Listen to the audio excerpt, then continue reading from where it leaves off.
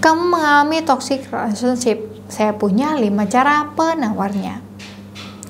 Toxic relationship seringkali terjadi karena akibat dari masalah yang sudah berlangsung lama atau sebagai akibat dari masalah yang belum pernah terselesaikan dengan baik, sehingga masalah yang terjadi terus-menerus dibahas tanpa ada jalan keluar.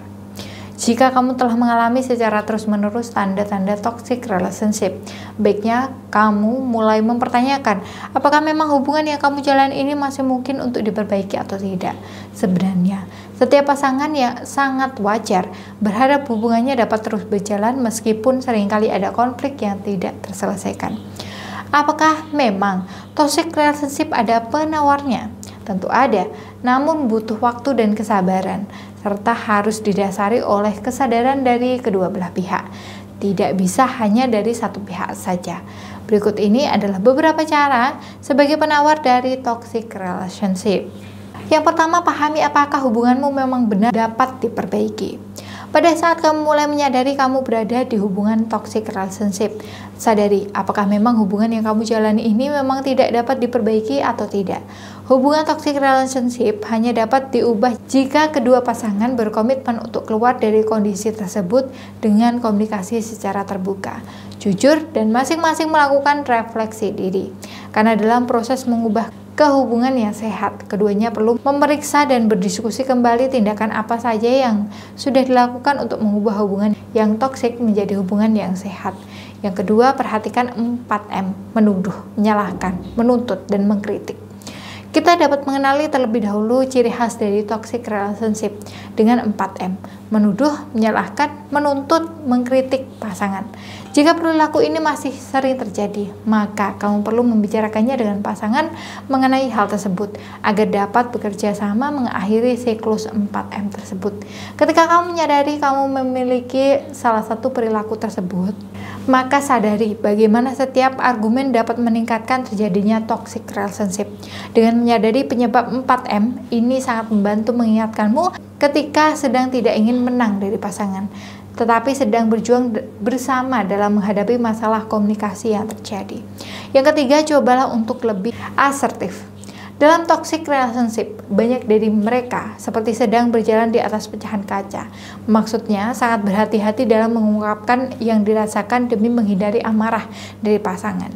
Jika kamu merasa cemas mengkomunikasikan sesuatu ke pasangan karena takut akan responnya, mohon diingat bahwa dalam suatu hubungan sangat penting untuk kita nyaman dan menjadi diri kita sendiri dalam menyampaikan yang kamu rasakan. Misalnya, kamu ungkapkan langsung perasaan tidak nyaman ketika pacarmu selalu melarang berteman dengan lawan jenis. Bisa jadi awalnya pasangan belum menyadari bahwa ketika kamu mengungkapkan adalah yang kamu rasakan itu sebagai bentuk pemberontakan. Namun, kamu perlu ingatkan pasanganmu kembali bahwa dia perlu memahami dengan asertif, dapat membangun kembali kepercayaan dalam suatu hubungan. Yang keempat, jangan terburu-buru meninggalkan konflik tanpa membuat rencana dalam menyelesaikannya.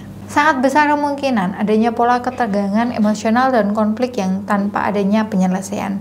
Jika biasanya menyelesaikan masalah dengan cara mengganti topik atau meninggalkan pasangan, kali ini sarankan untuk coba saling memahami pasangan, kebutuhan dan keinginan dari pasangan tanpa menggunakan 4M. Mulailah dengan kata aku, bukan dengan kamu, untuk meminimalisir terjadinya 4M.